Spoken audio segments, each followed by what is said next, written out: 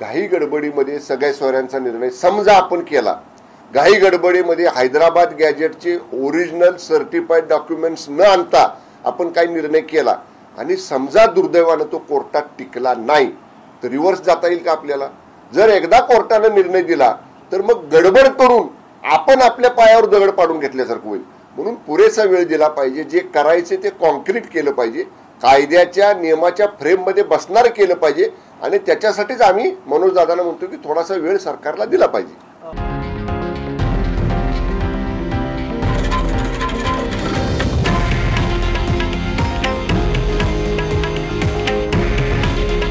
हे आहे देशातील नंबर 1 न्यूज नेटवर्क आणि आपण पाहत आहात TV9 मराठी. काळजी तुमची, हित महाराष्ट्राचं.